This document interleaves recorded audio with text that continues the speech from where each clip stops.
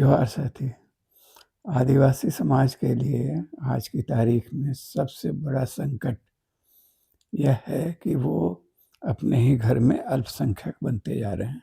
उनकी आबादी का अनुपात निरंतर कम हो रहा है और इसको लेकर वो चिंतित भी हैं लोग। आज एक सोशल मीडिया ग्रुप में देखे कि खूब लंबा बहस इस पर चल रहा है। सैकड़ों लोगों ने टिप्पणी की है और तरह-तरह के सजेशंस, तरह-तरह के कारणों की पड़ताल हो रही है, बातचीत हो रही है। देखकर अच्छा भी लगा और यह भी लगा कि सारे लोग, सारे साथी इसमें जो भी मेरे मित्र समूह में हैं, सब चाहे नीतीश जी इलेक्शन हों, चाहे जितने भी साथी हैं, जो भी मेरे मित्र सर्कल में, उन सब ने इस पर अपनी टिप्पणी, अपनी राय दी है। अच्छा लगा और लेकिन थोड़ा-सा अफ़सोस भी हुआ कि मूल कारण जो है, ये हम नहीं समझ पा रहे हैं। मूल कारण को अभी भी चिह्नित नहीं कर पाए हैं। तो चलिए साथी, हम अपनी नज़र से इसकी वजह, इसका इस इस इसका इसकी क्या वजह है, इस पर थोड़ी बात करेंगे आज। ज़रूरी नहीं कि आपको वो सही लगे, लेकिन मेरी अपनी समझ है, उसको बताएँगे। पहले तो आप ये जान लीजिए कि 2-3 बातें हैं। सबसे पहली बात तो ये समझ लेना है कि अब आबादी के अनुपात में, आबादी में अपने समुदाय की घटते अनुपात का नुकसान क्या होता है। यानी अपने ही इलाके में आप जब अल्पसंख्यक बनने लगते हैं तो क्या होता है। इस समस्या से पूरा आदिवासी इलाका, सभी, केवल झारखंड में तमाम आदिवासी क्षेत्र इससे जूझ रहे हैं, क्योंकि आदिवासी इलाके में ही, या इसको इस तरह से कहिए कि जो भारत में वन क्षेत्र है, जो जंगल, पहाड़ से आच्छादित इलाका है, वह ही खनिज संपदा से, जल, जंगल, जमीन से उसकी स्थिति सबसे बेहतर है। इसका एक ऐतिहासिक कारण है। हम लोग कल्पना कर सकते हैं कि कभी समतल इलाकों में भी आदिवासी समाज के लोग रहा करते होंगे अनादिकाल में, और धीरे-धीरे, या जो वन क्षेत्र ही ज़्यादा रहा होगा उस समय, ज़्यादा, धीरे-धीरे घटा उसकी आबादी, उसका घनत्व घटता गया। तो और समतल क्षेत्र में भी आदिवासी रहे होंगे। सिंधु घाटी सभ्यता में भी उनके होने की सबूत हैं। हाल तक जो है रोहतासगढ़ वाला इलाका, चाहे जो भी हो, यानी कि समतल गंगा के किनारे सभ्यताओं का विकास हुआ और उसके साथ-साथ जो जंगल, पहाड़, वहाँ भी आबादी का विस्तार हुआ। लेकिन धीरे-धीरे आदिवासी समुदाय बाहरी दुनिया से संघर्ष करते हुए, लड़ते झगड़ते, उनका मुकाबला करते वे वो वन क्षेत्र में सिमटते चले गए, पठारी इलाकों में बस गए, जो दुर्गम दुरूह था दूसरों के लिए। और इस हिसाब से वो वहाँ उन्होंने एक अपनी दुनिया बनाई और उस दुनिया को सहेज कर बचा के रखा भी। पुराने ज़माने में, चाहे हाल तक, औद्योगिक जो क्रांति हुई उसके पहले तक, ये जो भूमिगत जो लौह अयस्क हो, कोयला हो, चाहे इस तरह का भंडार हो, जो भी था, उसका महत्व उतना नहीं था। यानी खेती योग्य ज़मीन, जो समतल इलाका, गंगा नदियों का जो जो क्षेत्र होता है, किनारा, वहाँ सभ्यताओं का विकास हुआ, वहाँ खेती-बाड़ी, ये वो, तो कृषि आधारित सभ्यता का विकास हुआ पहले। हालांकि आदिवासी समाज शुरू से ही दोनों चीज पर निर्भर रहा है, खेतीबाड़ी और वन संपदा, वन उत्पाद, इस पर कह रहे हैं। भूमिगत चीजों को निकाल कर उसका व्यापार करना आदिवासी समाज के मानस में कभी नहीं था उस तरह का। हालांकि वो इस कला को जानते थे ही। लोहा गलाने की कला सदियों से आदिवासी समाज भी जानता है, कोयला भी जानता ही होगा, लेकिन उसको व्यापारिक उपयोग करना उसका ये नहीं जानता है, न समझता है अभी तक। खैर साथी, तो ये तो हो गया थोड़ा सा ज्यादा विस्तार के आदिवासी इलाके जो कल तक इकोनॉमिकली ज्यादा वायेबल नहीं थे बहिरागत जगत के लिए, बाहरी दुनिया के लिए, तो इसलिए यहाँ आक्रमण नहीं होता था यहाँ। लेकिन जैसे जैसे इन चीज़ों का डिमांड बढ़ता गया, इसकी ज़रूरत बढ़ती गई औद्योगिक क्रांति के बाद, तो आदिवासी इलाकों में घुसपैठ भी बढ़ने लगा। और तब आबादी के अनुपात में, कुल आबादी के अनुपात में आदिवासियों की संख्या कम होने लगी। जैसे मुगल ये अंग्रेजों के जाने के तुरंत बाद तक जो मोटा मोटी जो आंकड़े हैं उसके हिसाब से कम 40% ट्राइबल थे या उससे भी ज्यादा आदिवासी थी। झारखंड की बात केवल कर रहे हैं, बहुत सा इलाकों में तो बहुत ज्यादा भी रहा होगा, लेकिन जो भी हो 40% 45% तक था आबादी अंग्रेजों के जाने के वक्त। और उसके बाद के इन 50-60 वर्षों में, 70 वर्षों में जो पिछला जो जनगणना हुआ है उससे पता चलता है कि आदिवासी इलाकों में माने झारखंड में आदिवासियों की का अनुपात 26% रह गया है, 26%। अगला जो जनगणना होगा जो नहीं 21 में होना था नहीं हुआ है, हो सकता है वो आबादी का अनुपात और कम हो जाए यदि ठीक से नहीं जनगणना हुआ, क्योंकि इस बीच जो आर्थिक हालात झारखंड में ही बन रहे हैं विकास के दावों के बावजूद, वो बहुत बढ़िया नहीं है आदिवासी, खास करके आदिवासी समाज के लिए। और पलायन रोजगार के लिए बाहर जाने का सिलसिला अभी भी कायम है, चल रहा है। तो वो अनुपात आबादी का, आबादी तो बढ़ेगी, बढ़ी होगी, लेकिन आबादी का अनुपात वो हो सकता है और कम हो जाए, ऐसा है। हमको ये देखकर अच्छा लगा कि जिन साथियों ने, जिन प्रबुद्ध साथियों ने इस डिबेट में हिस्सा लिया है, उनमें से किसी ने वो सांप्रदायिक दृष्टि नहीं अपनाई जो भाजपा और आरएसएस समूह के लोग कहते हैं, प्रचारित करते रहते हैं कि बांग्लादेशी घुसपैठियों के कारण आबादी का अनुपात घट गया। ये बहुत बड़ी बात है। ये सांप्रदायिकता इस तरह का जो है वो अभी आदिवासी समाज के प्रबुद्ध लोगों में नहीं घुसा है कम से कम, और इसकी हम कद्र करते हैं, इज्जत करते हैं। लेकिन साथ ही जो घटती आबादी के अनुपात पर चिंता तो की गई है, उसमें कुछ लोगों ने ये भी कहा है कि बहुत से समुदाय का अनुपात कम है आबादी का, जैसे ब्राह्मण महज 3% हैं, तो भी वो सत्ता के शीर्ष पर हैं।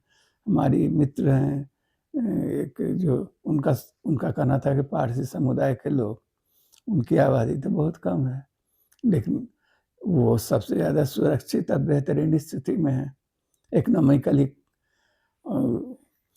तो सवाल उसका नहीं है केवल, आबादी का अनुपात कम भी हो सकता है।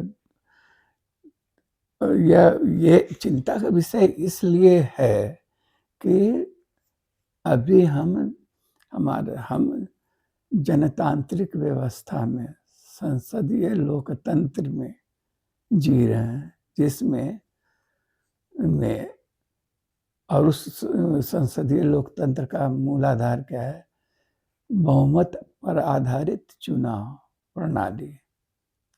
उसमें जिसका बहुमत होगा वो सत्ता में जाएगा, वो सत्ता पर काबिज होगा। और आबादी का अनुपात यदि घटता है तो डेमोक्रेसी बेमतलब होकर रह जाएगा झारखंड में, क्योंकि आपके लोग सत्ता में ही नहीं पहुंचेंगे, कभी ठीक से पहुंच पाएंगे। इसी डर से तो नया पाकिस्तान जिन्ना ने बनवा लिया लड़के कि हमको अलग चाहिए देश, क्योंकि हिंदू बहुमत के बीच कभी मुसलमान सत्ता में नहीं पहुंचेगा, इसलिए हमको छोटा सा ही सही अपना अलग देश चाहिए। तो वो अच्छा था कि बुरा था, उसका मीमांसा हम नहीं कर रहे हैं, अभी करेंगे। लेकिन ये है परिणाम। जो असली संकट ये है कि आबादी कम होते हुए भी, आबादी का अनुपात कम होते ही हुए भी यदि यदि आर्थिक दृष्टि से हम मजबूत हों, आदिवासी समाज सुखी और समृद्ध हो, तो क्या फर्क पड़ता है? लेकिन होगा नहीं, वैसा होता नहीं है। खास करके आदिवासी इलाके तो औपनिवेशिक शोषण के शिकार रहे हैं सदियों से। तो उसके लिए डेमोक्रेसी है, तो और डेमोक्रेसी में उनकी पकड़ मजबूत हो, इसलिए अपने ही घर में जो अल्पसंख्यक वो बनते जा रहे हैं, वो बहुत खतरनाक है।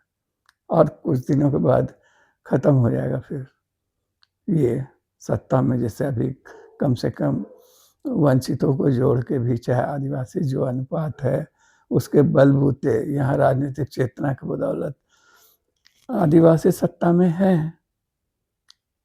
और यदि विवेकशील ढंग से अभी भी वोटिंग होता है तो आदिवासी सत्ता में मजबूत हस्तक्षेप भी कर सकते हैं, कर रहे हैं। अभी भारतीय राजनीति में उतना निराशाजनक स्थिति नहीं है, क्योंकि इससे ज़्यादा आबादी वाले लोग हैं और वो उतना सशक्त ढंग से हस्तक्षेप नहीं कर पा रहे हैं। जैसे मान लीजिए अल्पसंख्यक हो, मान लीजिए आप दलित ही हो, आबादी का 14% है, 15% है, तो कहाँ उसका देश में उसके हालात सुधरे हैं आज़ादी के बाद से आज तक।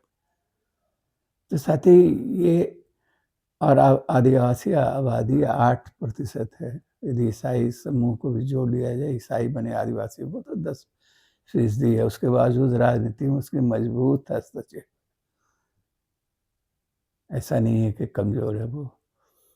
तो ठीक है, लेकिन तो भी खतरा तो है ही कि आदिवासी अनुपात आबादी में घटेगा तो वो अपने ही इलाके में और अल्पसंख्यक बनेंगे, जैसा कि हुआ पूर्वोत्तर राज्यों में हो चुका है। वो मेघालय, मिजोरम, सिक्किम, असम और ये सब पूरा जो इलाका था जहाँ एक ज़माने में आदिवासी आबादी का अनुपात बहुत ज़्यादा था, वो बहुत से इलाके छठी सूची में ही इसीलिए संविधान की छठी अनुसूची में इसलिए रखा ही गया है उन इलाकों में को, वहाँ आबादी का अनुपात ज़्यादा था। लेकिन वहाँ गड़बड़ हो रहा है, गड़बड़ हो चुका है। उसी तरह हम लोगों के यहाँ भी हालत बनता जा रहा है दिनों दिन। उसका क्या परिणाम होगा ये सब लोग समझ रहे हैं। यानी सत्ता पर नियंत्रण जरूरी है। आदिवासी आवास वहाँ मुखर हो, मजबूत हो, अपने अनुकूल नीतियाँ बना सके। इसलिए इस डेमोक्रेसी में सबसे जरूरी है कि वोट की राजनीति में हम सशक्त भूमिका निभा सकें, और उसके लिए जरूरी है कि आबादी में उनका अनुपात और न गिरे। और कम हो जाएगा तो उसके बाद तो बहुत तरह की दिक्कतें हैं। लेकिन कारण क्या है और उसमें सुधार कैसे होगा, इसके लिए तरह तरह का जो सजेशंस आया है उससे कुछ मजाकिया भी है। जो आरएसएस कहता है, जैसे एक सबसे ज़्यादा ये है कि भाई आबादी बढ़ाओ, खूब बच्चे पैदा करो। तो एक साथी कहता है कि खाली शादी कर लेने से और इससे तो होगा नहीं, स्टेमिना भी होना चाहिए। तो इस तरह का मजाकिया बातें भी हो रही है। आरएसएस भी यही कहता है, हिंदुओं को डराते रहता है, तुम्हारी आबादी घट रही है, खूब शादी कर लो और ये बच्चे पैदा करो। तो पहले तो इस फैक्ट को जानिए कि आदिवासी समाज में बच्चों की संख्या कम नहीं है।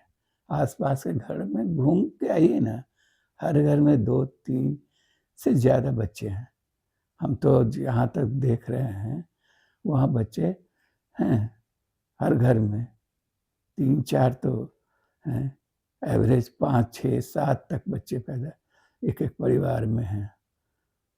और जैसे एक साथी एक उसमें बोल रही हैं कि या उसका गाना था कि गरीबी जब अमीरी होगी, समृद्धि होगी, तो उससे बच्चे ज़्यादा हो जाएँगे, बच्चे ज़्यादा होंगे, खुशहाल लोग रहेंगे। तो ये एक एकदम भ्रामिक भ्रम है। ये जो फैक्ट वो ये है कि गरीबी में बच्चे ज़्यादा पैदा होते हैं। जो गरीब ये ऑस्मोटिक सच्चाई इसको बोलते हैं कि इसमें एकदम कि जहाँ गरीबी है वहाँ बच्चा ज़्यादा पैदा होता है। शुभ यानी जो सभ्य समाज होता है जहाँ जहाँ माने समृद्धि है, आर्थिक मजबूती है, ये है तो परिवार नियोजित होता है। जैसे पूरे साउथ में देख लीजिए ना, जो आर्थिक रूप से विकसित राज्य हैं, वहाँ आबादी का अनुपात आबादी कम हुआ है हाल के कुछ वर्षों में। अब बिहार और उत्तर प्रदेश जैसा पिछड़ा इलाका जो है, वहाँ आबादी बढ़ रहा है। तो सीधी-सी बात है कि सबसे आसान है बच्चा पैदा करना। सुख का एकमात्र साधन ही यही रह जाता है गरीबों के पास कि वो बच्चा पैदा करे। यानी स्त्री के संसर्ग में आए, थका-माँदा आता है और इसके अलावा मनोरंजन का कोई साधन नहीं है। और ना ये विवेक है कि हमको छोटा परिवार रख के ही उसको सुखी या समृद्ध रखना है। ये भी कंसेप्ट है कि जिस घर में ज़्यादा बच्चे होंगे, ज़्यादा हाथ होगा। ये पुराने ज़माने का एक कंसेप्ट था कि जब कृषि आधारित ही समाज व्यवस्था थी, तो हाँ भाई मेरे घर में ज़्यादा हाथ रहेगा, हैंड्स रहेगा, तो उसी अनुपात में तभी ये हम खेती-बाड़ी ज़्यादा कर सकेंगे और ये है। तो वो था पुराना कंसेप्ट, लेकिन अब वो चीज़ नहीं है। तो इस फैक्ट को जान लीजिए कि आबादी में आदिवासियों की आबादी में माने वो इसलिए कम नहीं है कि वहाँ बच्चे कम पैदा हो रहे हैं, बच्चे हैं। दूसरा कि ये कंसेप्ट ही भूल जाइए, इसको भी मत ये साइंटिफिक फैक्ट नहीं है कि अमीरी से या सुख समृद्धि से बच्चे ज़्यादा होते हैं। जी नहीं, गरीबी से बच्चा ज़्यादा पैदा होता है। जो लोग जहालत में हैं, पिछड़े हैं, वहाँ इसका आपको उदाहरण भी दिए कि जो विकसित राज्य वहाँ बच्चे कम हैं। विकसित मुल्क है, वहाँ बच्चों का संकट पैदा हो गया है, क्योंकि किसी को ज़रूरत ही नहीं है बच्चे का। चीन को ले लीजिए, जापान को ले लीजिए, यूरोपीय कंट्री को ले लीजिए, बच्चे कम हैं वहाँ। वहाँ लोगों ने जानबूझ के भी कम किया है कि हमको भाई जितना है हम उतना ही बच्चा पैदा करेंगे कि जिसका पालन-पोषण ठीक से कर सकें। और ज़रूरत क्या है ज़्यादा बच्चों का? तो ये दूसरा दूसरा चीज़ इसलिए इस तरह की बातें तो बेकार की हैं कि हाँ, ज़्यादा से ज़्यादा बच्चा पैदा कर लो। कुछ कुछ भाई लोग ये भी सजेशन दे रहे हैं कि शादी ही कर लो 2-4, ज़्यादा शादी कर लोगे ज़्यादा बच्चे हो जाएँगे। ये सब तो इस तरह की बातें हैं। सबसे पहले समझना होगा कि आबादी का अनुपात क्यों गड़बड़ होता है, क्यों गड़बड़ हुआ है। अब मैंने जितनी बातें करनी है यदि की जाए तो वीडियो बहुत बड़ा हो जाएगा। आप लोग बोर हो जाइएगा, सुनिएगा भी ठीक से नहीं। और ये लेकिन इसके बावजूद हम इसलिए साहब जैसे हम नोट किए कि क्या-क्या लोग बोल रहे हैं। सेमिनार और लघु उद्योग, सोशल मीडिया में आदिवासी भाई-बहनों को सपोर्ट करें। इससे अनुपात में कैसे वृद्धि हो जाएगी भैया? शादी जल्दी कर दो, तो माने बाल विवाह को आप चलाइएगा अब, उससे हो जाएगा बच्चा ज़्यादा। स्टेमिना चाहिए, बाहर से लोग वापस आएँ, बाहर जो चले गए हैं, पलायन कर गए, उनको वापस लाया जाए। हाँ, ये सजेशन सही है। ये माने ये बात सही है। अपने राज्य में ऐसा वातावरण बने कि लोग पलायन ना करें। अब जनगणना होने वाला है और 1/4 आबादी बाहर ही रहेगा तो आपकी आबादी कम दिखेगी ही। तो उसका उपाय होना चाहिए। ये सजेशन बहुत एकदम सही है कि सीएनटी, एसपीटी एक्ट, पेशा कानून, इन सबको मजबूती से लागू करना होगा। ये भी है। ये कुछ ये सजेशन है, ये भी है। एक बड़ा जो सबसे लोकप्रिय सजेशन ये भी होता है कि बाहरी आबादी को निकाल बाहर कर दो। तो कैसे कर दीजिएगा? आज तक क्यों नहीं निकाल पाए? फिर उलगुलान, सिद्धू कान्हू, बिरसा मुंडा टाइप का कोई बड़ा उस तरह का मुहिम चलने वाला है। अब वो ज़माना चला गया, आप नहीं निकाल सकते हैं। कैसे निकालिए? निकाल के दिखाइए। आप खाली रांची सीट जीत के दिखाइए ना, डेमोक्रेटिक तौर तरीके के। और उस तरह के बड़े उलगुलान का एक कहाँ माहौल है अभी। जल जंगल जमीन की रक्षा तो हो नहीं रही है। अपने से ही खुद हम अपने इलाके में गैर आदिवासियों को बसा रहे हैं, जमीन बेच बेच के। पूरा शहर टाटा, रांची और इस खड़ा हो गया। कैसे खड़ा हो गया? बात तीखी है, लेकिन बताइए, रतन तिर्की भी जवाब दें, बोल रहे हैं। और जितने भी प्रबुद्ध साथी हैं जवाब दें कि कैसे हो रहा है ये। रांची शहर कैसे निरंतर रोज कॉलोनियां नई नई कैसे बन रही हैं, और उसके लिए कौन जिम्मेवार है? जिम्मेवार तो अब कहिएगा कि जिम्मेवार बहिरागत है। बहिरागत तो है, वो तो आएगा ही, घुसेगा ही, उसको चाहिए जमीन। तो उसको रोकिएगा कैसे, ये तो बताइए। अपनी जमीन को सादा पट्टा पर उसको दे के रोकिएगा? कैसे रोकिएगा? और अब हम मुख्य बिंदु पर आते हैं कि जो सबसे ज़्यादा मेरे हिसाब से गंभीर और बड़ी समस्या है। दरअसल आबादी का अनुपात कैसे बढ़ा है, इस पर गौर करना होगा। आबादी का जो बहिरागतों की संख्या या आबादी झारखंड में कैसे बढ़ गया, किस किस दौर में बनी है। मुगल पीरियड तक इस इलाके में आबादी, बहिरागत आबादी का अनुपात इतना नहीं था, नहीं बढ़ा था, जरूरत ही नहीं था। मुगल लोग भी आते थे कभी कभी, वो उनका जो सिपह सालार चाहे इस इलाके में उनका जो नवाब होता था, जो होता था, जिस सूबेदार होता था, क्षेत्रीय जिसको कहते हैं, जिनका अधिपत्य रहता था, वो लोग आते थे, घुसते थे, थोड़ा उधर ना लूटपाट किए यहाँ से और ये वापस गए। कुछ लोग बसे भी, लेकिन आबादी का अनुपात उतना नहीं बढ़ा। उनकी वो मुस्लिम आबादी जो इस क्षेत्र में, इस इलाके में बसी है, बनी है, वो उसी पीरियड में हुई होगी। अंग्रेज़ों के आने के बाद एक नया दौर शुरू हुआ। अंग्रेज़ खुद आए और उनके साथ वो ज़मींदारी प्रथा को इस क्षेत्र में लागू किए, तो उसका प्रबल विरोध भी हुआ, प्रचंड विरोध हुआ। लेकिन उनके साथ-साथ बाहर के लोग आना शुरू किए। ज़मींदार बन के आया, उसका लिट्ठैत गुमास्ता बन के आया। उसके बाद जो रेलवे लाइन बिछना शुरू हुआ, चाहे जो प्रशासनिक कार्यालय बने, ये वो चला सिलसिला, तो उसके लिए बाहर के लोग आते गए, यहाँ बसते गए। आबादी का अनुपात उस समय से गड़बड़ाना शुरू हुआ, बाहरी लोगों की संख्या बढ़ने लगी। और उसके बाद आज़ादी के बाद ब्लॉक विकास, ब्लॉक बने, ब्लॉक ऑफिस बना, सब डिवीज़न बना, ये वो प्रशासन तंत्र आया, ये वो उसके साथ विकास योजनाएँ आई तरह तरह का, और उसके कारण बहिरागत यहाँ आए उसके साथ और यहाँ बसे। और ये सवाल उठ सकता है कि तो स्थानीय लोगों को रोज़गार और ये वो क्यों नहीं मिला, या वही क्यों नहीं? तो उसकी एक वजह साफ है, और वो वजह आज भी है। ये आदिवासी समाज शिक्षित नहीं है। शिक्षित मतलब क्या है? इसका मतलब कुछ लोग तुरंत कहने लगे नहीं बहुत समझदार हैं, बहुत अक्लमंद हैं ये।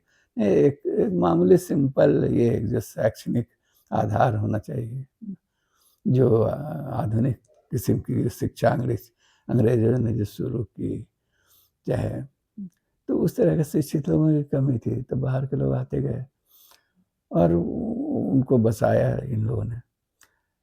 और सबसे ज़्यादा जो हुआ है आबादी के घनत्व में बहिरागतों का की आबादी बढ़ने का कारण वो है औद्योगिकरण, इंडस्ट्रियलाइजेशन, माइनिंग क्षेत्र, खनन उद्योग।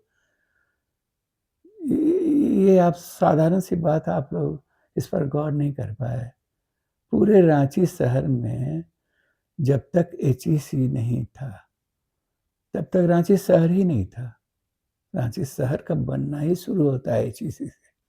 एक बड़ा उद्योग यहाँ लगता है और एक पूरी आबादी, स्थानीय गांव स्थापित होते हैं और बहिरागतों की आबादी बढ़नी शुरू हो जाती है।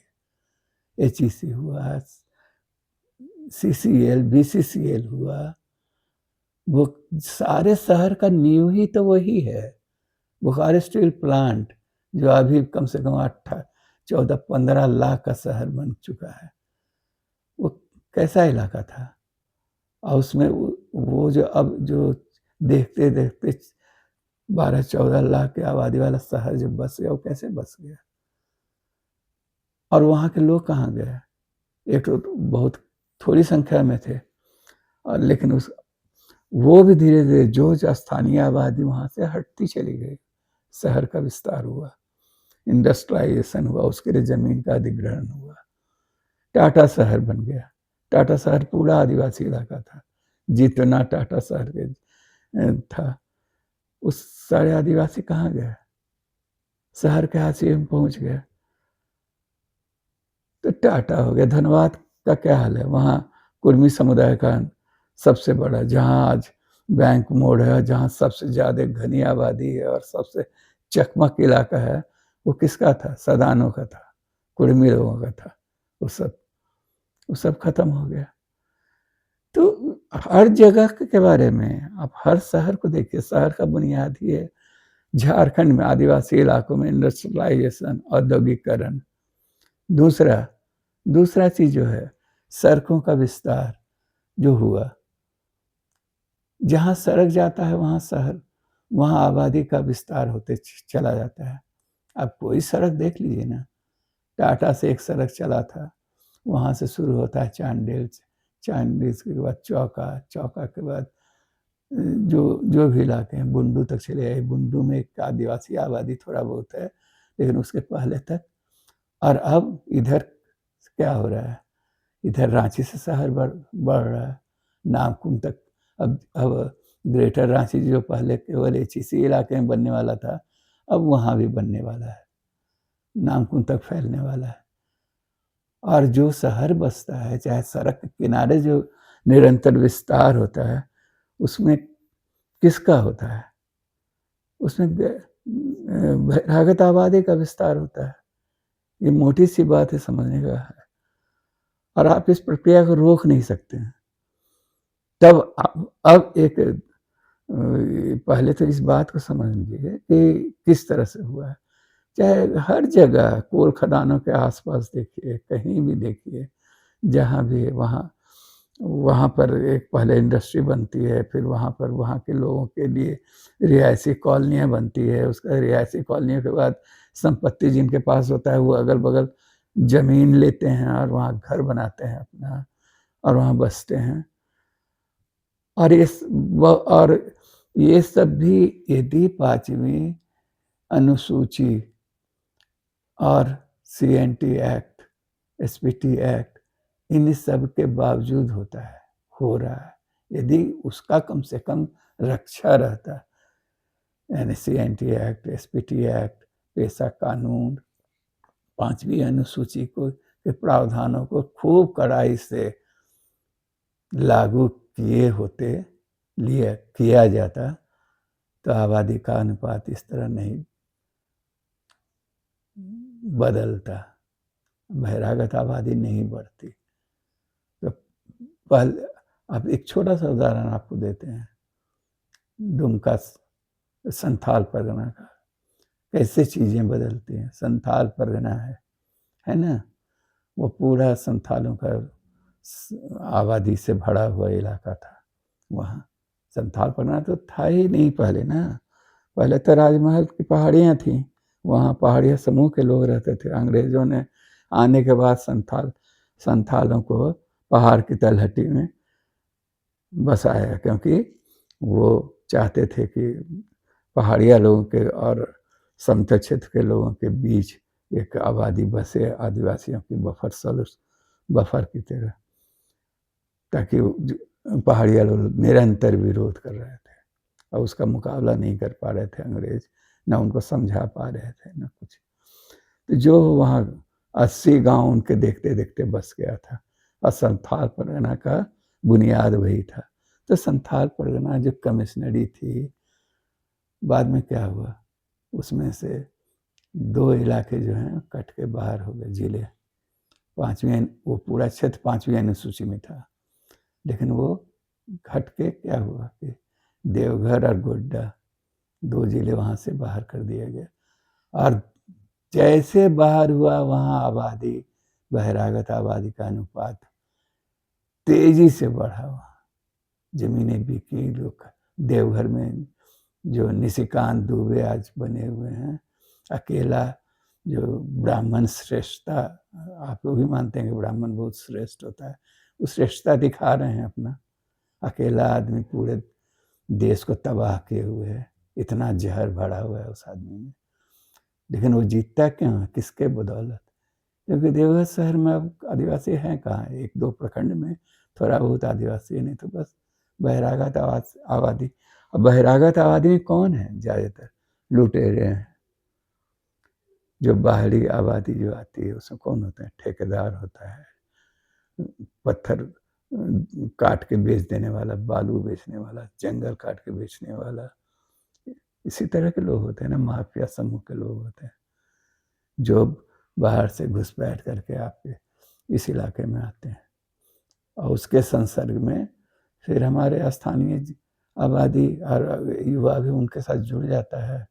और इसलिए संथाल परगना का कितना बुरा हालत है, वो जाके वहाँ देख लीजिए। राजनीतिक रूप से सबसे मजबूत संथाल परगना है, लेकिन वहाँ का कल्चर कितना बिगड़ चुका है, वहाँ का पर्यावरण कितना प्रदूषित हो चुका है।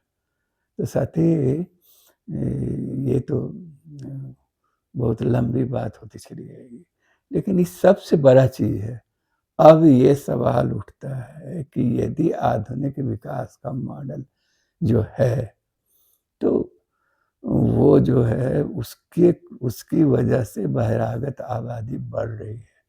सड़कों का जाल बढ़ रहा है तो उसके साथ साथ शहरी आबादी बढ़ेगी, उद्योग धंधे लगे हैं तो लगते रहे हैं, तो वो बहिरागत आबादी बढ़ेगी, बढ़ती रही है। ये अब आगे क्या होगा उसको छोड़िए, इतना तो मोटा मोटी आप नंगी आंखों से देख सकते हैं। टाटा, बोकारो, धनबाद, रांची, हजारीबाग, इस तरह के जो शहर हैं, उसके मूल में क्या है, अब वहाँ आबादी कैसे बढ़ी है, इस पर गौर कर लीजिए, समझ में आ जाएगा। तब ये सवाल उठता है, तो क्या किया जाए? इंडस्ट्रियलाइजेशन ना हो, शहरों का विकास ना हो, सड़कें ना बने, तो इसके बारे में गंभीरता से विचार करना होगा कि ठीक है, ये सब भी हो, लेकिन कैसे इसमें संतुलन हो, कैसे हो? हम जितना सजेशंस और साथियों का जो जो बातें आई हैं, उसमें एक बात का एकदम सिरे से अभाव दिखाई दिया। शिक्षा का प्रचार प्रसार होना चाहिए, गुणवत्ता युक्त शिक्षा हर आदिवासी को मुहैया कराना चाहिए, ये सबसे बड़ी प्राथमिकता है। वो तभी तो वो इस विकास का हिस्सेदार बन पाएगा। नौकरियों में जा पाएगा। खाली कहने से तो नहीं होगा, या उसको आप केवल आरक्षण करके भी उस लक्ष्य को प्राप्त नहीं कर सकेंगे। या आरक्षण हो और या डोमिसाइल नीति बन जाएगी तो हो जाएगा, वो नहीं। उसे ठीक है, तो उसमें क्या है, तृतीय चतुर्थ पदों पर ही ना जाएंगे, लेकिन उसका सर्वोन्मुखी विकास यदि होगा तो उसके लिए तो जरूरी है कि शिक्षित होना हर तरह से। और इसलिए किसी भी सरकार के लिए ये सबसे बड़ा प्राइमरी काम होना चाहिए, जो नहीं हो रहा है। और खुद हम लोगों का ही ध्यान उसमें नहीं है। हमारे साथी इतना तरह तरह का, सभी मेरे मित्र ही हैं उसमें, जितने लोग न्याय हिंदीवर हो, चाहे निरुपमा जी हों, चाहे नीतिशा हों, चाहे टूडू जी हों, चाहे जो भी साथी हैं, सब तो मेरे मित्र सूची के ही लोग हैं। सब लोगों ने बहुत अच्छा सजेशन दिया है, लेकिन उसमें से कुछ बातें सिरे से गायब रही हैं, जो जो जो आबादी में आदिवासियों के घटते अनुपात की वजह या बहिरागत आबादी के बढ़ने की वजह है, वो नहीं है। वो वहाँ तक, वो माने शादी कर लेना और ज़्यादा बच्चा पैदा, ये सब कोई सॉल्यूशन नहीं है। वो है, बच्चा है, साथी बच्चे हैं, आप सर्वेक्षण कीजिए ना। चलिए हम भी चलेंगे आपके साथ गांव घूम के, हर घर में बच्चे हैं कि नहीं। असली चक्कर ये नहीं है, असली आबादी बढ़ रही है आदिवासियों की। आप जनगणना होगा तो आप देख लीजिएगा, लेकिन बहिरागत आबादी उससे ज़्यादा तेजी से बढ़ रहा है, बाहर की आबादी, और उसको हम लोग बसा रहे हैं, खुद बसा रहे हैं, कर रहे हैं। और उसकी एक मूल वजह विकास का मॉडल रहा है, ये आधुनिक सोच रहा है, जो सड़कों का जाल रहा है। क्योंकि सड़क के साथ साथ अब शहर पसरता है, बढ़ता है, और शहर से आदिवासी विलुप्त होता जा रहा है, होता रहा। ये पुराना अनुभव कर रहे हैं, आगे क्या होगा, कैसे होगा, इसके बारे में नहीं कहे। तो साथी, आज यही बात समाप्त करते हैं। हम लोग इस पर चर्चा करेंगे कि भाई तो वैकल्पिक मॉडल क्या है विकास का, क्या होना चाहिए। लेकिन फिलहाल तो इतना ही कम से कम हो कि शिक्षा प्राथमिक काम हो, और औद्योगिकरण और शहरों का विकास खूब सोच समझ के उसके मोहजाल से में पड़िए, खूब बढ़िया संतुलित ढंग से। यही एकमात्र उपाय है। धन्यवाद साथी, जोहार।